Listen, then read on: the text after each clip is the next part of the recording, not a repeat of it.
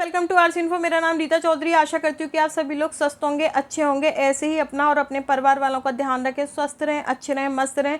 जो लोग मेरे चैनल पर पहली बार आए हैं और जो पहले से जुड़े हैं उन लोगों के लिए मैं बता दूं कि हमारे चैनल पर एवरी वीक एक MCQ सीरीज़ आती है। इसके अलावा एक पर्टिकुलर टॉपिक पे वीडियोज़ आते हैं। जब वो टॉपिक फिनिश हो जाता है तो नेक्स्ट टॉपिक पे वीडियोज़ आते हैं। और अभी तक जितने भी टॉपिक आए हैं उनके लिंक मैंने डिस्क्रिप्शन में दे दिए हैं, तो जिसको भी देखने हो वो सभी वीडियोस तो डिस्क्रिप्शन में जाके लिंक ओपन करके वो सारे वीडियोस देख सकते हैं। इसके अलावा टेलीग्राम का भी लिंक दे रखा है, जहाँ पर कि मैं जितने भी वीडियोस आते हैं उससे रिलेटेड PDF वहाँ टेलीग्राम पे शेयर करती हूँ। जब भी टाइम होता है तो स्टडी मटेरियल भी वहाँ पर शेयर करती हूँ आपके सिलेबस से रिलेटेड। ठीक है, मेरा आपसे बस यही कहना है कि अगर आपको मेरे वीडियोस अच्छे लगते हैं तो प्लीज़ लाइक करें, शेयर करें, कमेंट्स करें और चैनल को सब्सक्राइब करना ना भूलें, क्योंकि जब आप ऐसा करेंगे तभी मेरा चैनल आगे ग्रोथ करेगा और मैं अपने साथ और लोगों को जोड़ूंगी और आपके लिए फिर जल्दी अच्छे और क्वालिटी वाले वीडियोज़ आपको प्रोवाइड कराऊँगी। आज का जो वीडियो है वो वाटर ट्रीटमेंट सिस्टम के MCQs के ऊपर है, जिसमें कि कुछ MCQs पहले आ चुके हैं लेकिन कुछ कभी नहीं आए हैं, वो भी हैं। तो लास्ट तक वीडियो को देखिएगा और बताइएगा कि ये कैसा लगा आपको। ये सिर्फ डिमांड के ऊपर बना हुआ है, जो कि अभी 1-2 हफ्ते आपके नॉर्मल MCQs के अलावा ये वाटर ट्रीटमेंट प्लांट के MCQs चलेंगे आपके। ठीक है, सबसे फर्स्ट क्वेश्चन है कि what is the pH of incoming water in haemodialysis water system.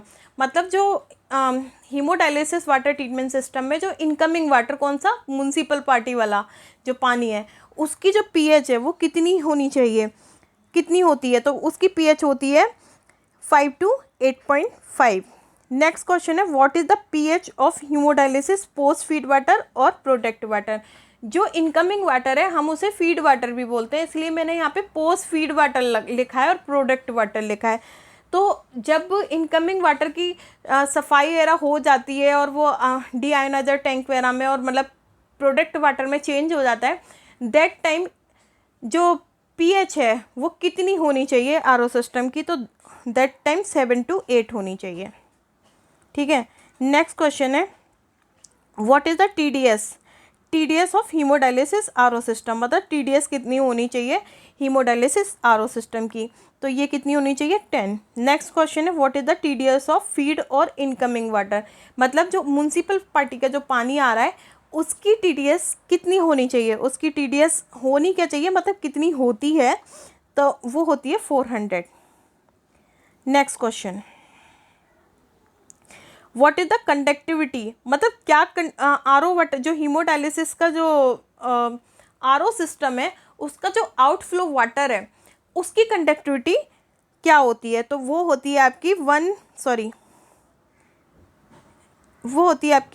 1 micro semen पर सेंटीमीटर। लेकिन यहाँ पे जो आंसर है वो D सही होगा, क्योंकि कहीं कहीं पे ये दे रखा होता है नॉट एक्सीड 1 माइक्रो सीमन पर सेंटीमीटर और कहीं कहीं पे 1 माइक्रो सीमन पर सेंटीमीटर भी दिया होता है।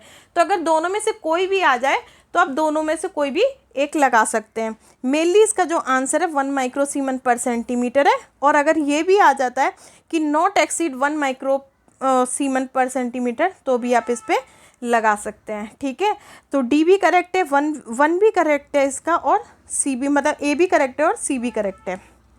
नेक्स्ट क्वेश्चन है what is the resistivity of haemodialysis RO water.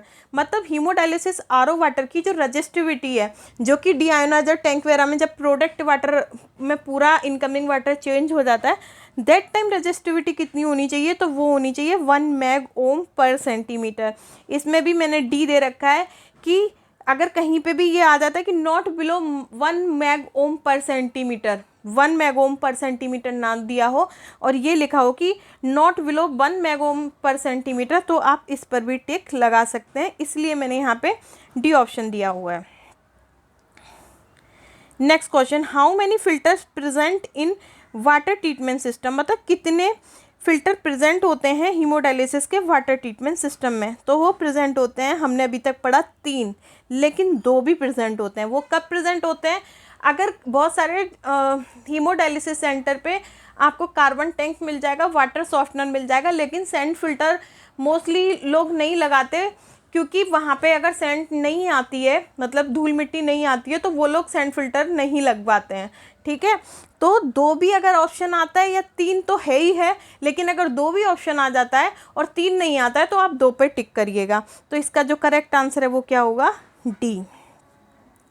What is the maximum allowable limit of chlorine in water treatment system of haemodialysis, मतलब क्या होती है क्लोरीन की अलाउ वाली limit water haemodialysis water treatment system में। तो वो लिमिट है आपकी 0.5 मिलीग्राम पर लीटर या ppm। नेक्स्ट क्वेश्चन है कि what is the maximum allowable limit of chloramine in water treatment system of haemodialysis, मतलब हीमोडायलिसिस के वाटर ट्रीटमेंट सिस्टम में क्लोरामाइन की अलाउेबल लिमिट कितनी होती है, तो वो होती है अलाउेबल लिमिट 0.1 मिलीग्राम पर लीटर, ठीक है। What is the disease caused by chlorine and chloramine, मतलब क्लोरीन और क्लोरामाइन से कौन सी बीमारी होगी अगर ये हीमोडायलिसिस पेशेंट के ब्लड के कांटेक्ट में आ जाते हैं, तो वो बीमारी होती है क्लोरीन से कैंसर और क्लोरामाइन से हीमोलाइसिस।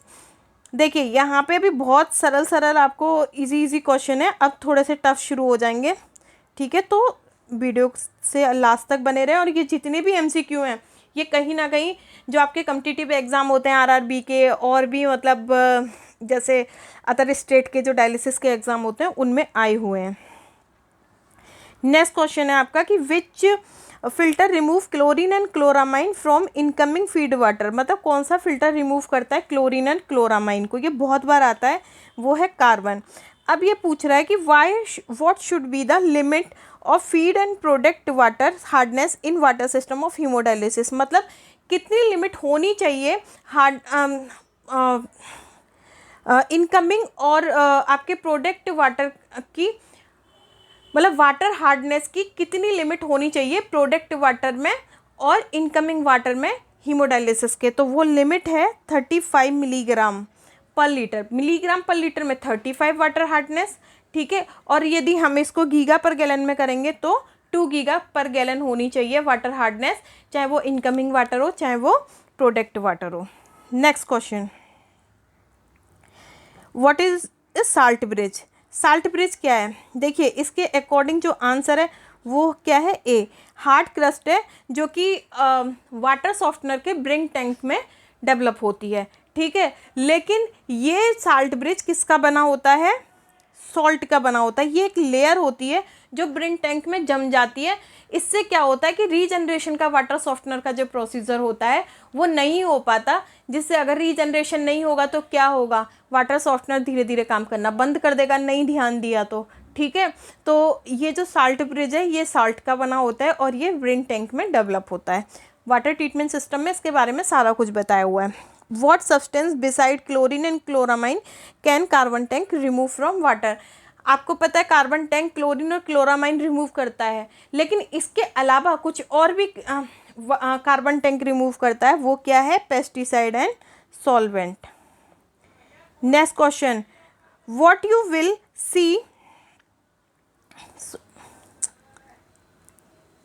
एक मिनट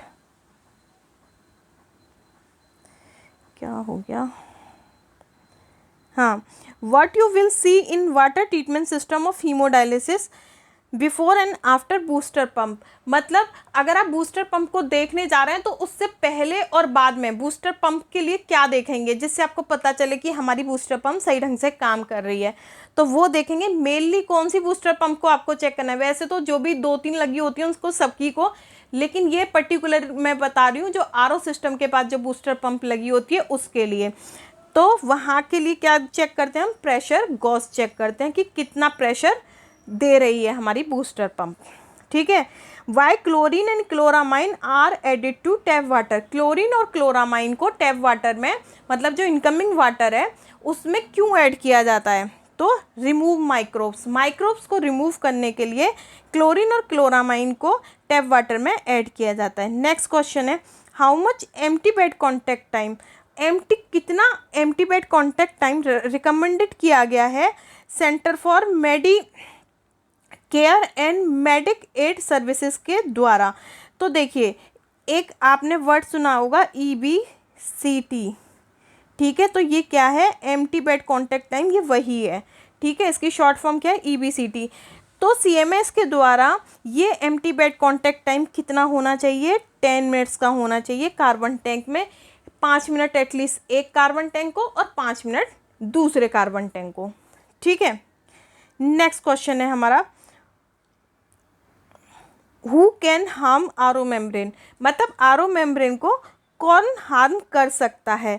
तो देखिए आरओ मेम्ब्रेन को जो मेनली हार्म कर सकते हैं वो क्या है, क्लोरीन हार्म कर सकता है, पैरासिटिक एसिड हार्म कर सकता है, क्लोरामाइन हार्म कर सकता है और स्केल हार्म कर सकते हैं, ठीक है। तो इसका जो करेक्ट आंसर होगा वो क्या होगा, A. Next question, what is the product water flow velocity, मतलब प्रोडक्ट वाटर जिस वेलोसिटी से फ्लो हो रहा है वो वेलोसिटी कितनी होनी चाहिए। तो देखिए प्रोडक्ट वाटर की जो फ्लो वेलोसिटी है वो होनी चाहिए आपकी ग्रेटर देन 3 फीट पर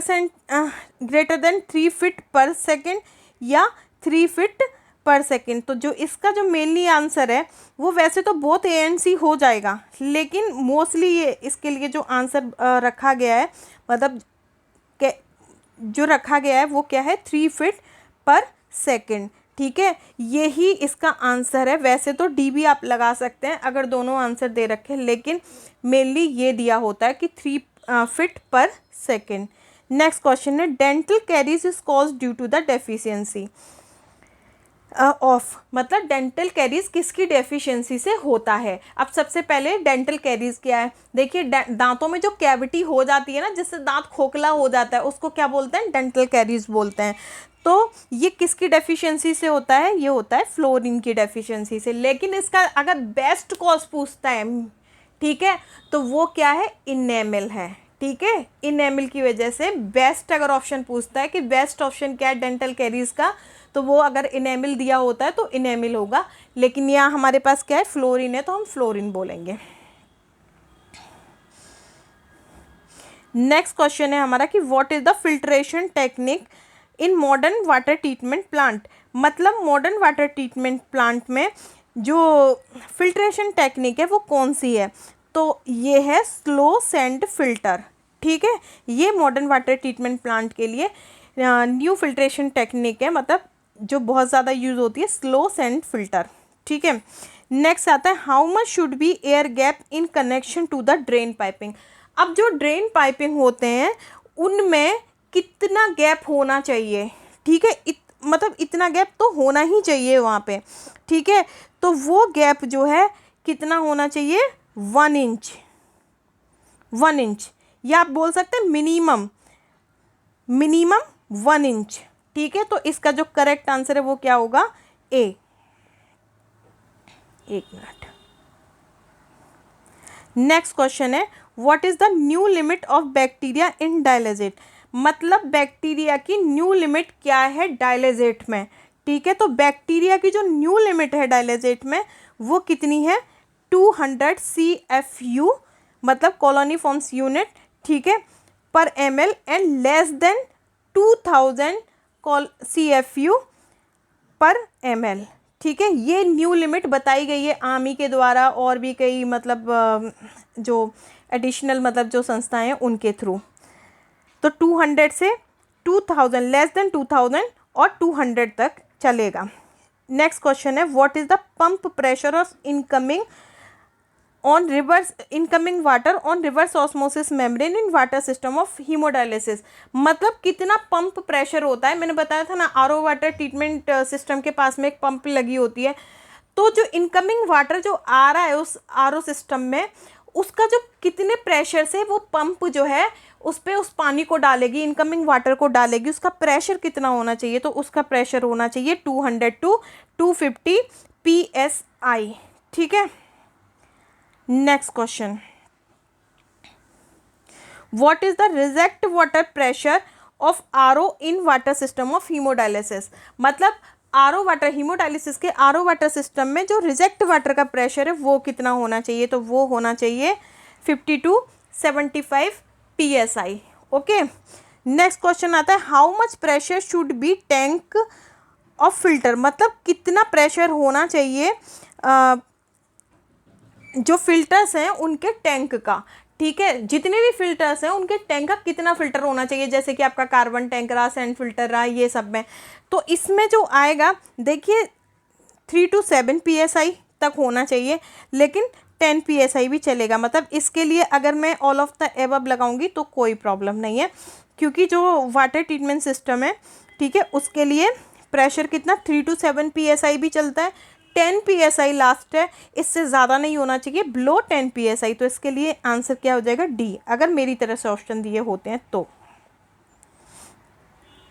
नेक्स्ट क्वेश्चन है हमारा, what is the temperature of feed water in water treatment system of haemodialysis. मतलब जो फीड वाटर आ रहा है, जो इनकमिंग वाटर आ रहा है, ठीक है, उसका टेम्परेचर कितना होना चाहिए। तो उसका टेम्परेचर कितना होता है 77 डिग्री फ़ारेनहाइट। अब 77 डिग्री फ़ारेनहाइट या 25 डिग्री सेल्सियस, ठीक है। तो 25 डिग्री सेल्सियस को अगर आप 77 डिग्री फ़ारेनहाइट को सेल्सियस में चेंज करेंगे तो ये 25 डिग्री सेल्सियस ही आएगा। अगर ना चेंज करना होता हो तो बता देना, मैं बता दूंगी, ठीक है। तो जो इनकमिंग वाटर आ रहा है उसका जो टेम्परेचर है वो कितना होना चाहिए 77 डिग्री फ़ारेनहाइट या 25 डिग्री सेल्सियस। नेक्स्ट क्वेश्चन आता है, what is the pH of post feed pump. जो एक पंप पढ़ाई थी मैंने, उसका जो पीएच है वो कितना होना चाहिए, तो वो पीएच होना चाहिए 7 to 8, ठीक है। एसिड फीड पंप जो पढ़ाई थी उसका पीएच पूछा जा रहा है, तो यहाँ पे 7 to 8 और यहाँ पे B. Next question, what is the temperature of distribution loop. अब देखिए मैं जो टेम्परेचर पूछ रही हूँ ये आपका मैं डिस्ट्रीब्यूशन लूप का टेम्परेचर पूछ रही हूँ ऑफ हीमोडायलिसिस मशीन। देखिए जब हमारी मशीन रिंस वगैरह पे ये सब पे चल रही होती है तो वहाँ पे जो लूप लगे होते हैं ना, उनका टेम्परेचर कितना होना चाहिए, ठीक है। तो इसके लिए मेनली तो 85 डिग्री सेल्सियस आपको मिलेगा, लेकिन कहीं कहीं पे 70 डिग्री भी मिलता है। तो 70 डिग्री या 85 डिग्री सेल्सियस अगर मिल जाता है तो भी आप लगा सकते हैं, वैसे इस पे 85 डिग्री सेल्सियस है। नेक्स्ट क्वेश्चन है हमारा, what is the standard pore size of RO membrane. देखिए आरओ मेम्ब्रेन का जो स्टैंडर्ड पोर साइज है वो कितना होता है हमारा 1.0001 माइक्रोन, ठीक है। How much water needed during one haemodialysis treatment excluding priming, rinsing and other process. मतलब कितना पानी चाहिए होगा एक हीमोडायलिसिस ट्रीटमेंट के लिए, यदि हम उसमें से रिंस भी हटा दें, प्राइमिंग भी हटा दें या उसकी वॉशिंग भी हटा दें, ये सारी चीज़ों को निकालने के बाद पूरे 4 घंटे के प्रोसीजर में कितना पानी चाहिए, तो वो कितना चाहिए 120 to 150 ml, क्योंकि हम पर आवर 100 ml पर मिनट सेट करते हैं, ठीक है। तो 1 घंटे में कितना पानी यूज़ हुआ 300 ml। तो अगर हम इसको ऐसे करते हैं तो ये कितना हो जाएगा 12,000, और इसको हम अगर लीटर में करेंगे तो ये 120 to 150 लीटर करके आ जाएगा, ठीक है। नहीं समझ में आएगा तो मैं बता दूंगी, वैसे मैंने ये पहले भी दे रखा है तो उसमें पूरा का पूरा मैंने डिस्क्राइब किया है कि कितना कितना, और नहीं भी अगर मैंने किया है तो आप मुझे बता देना, मैं बता दूंगी कि कैसे निकालते हैं इसको, ठीक है। तो ये था आज का वीडियो, अगर अच्छा लगता है तो please like, subscribe and share ज़रूर करिएगा। Thank you.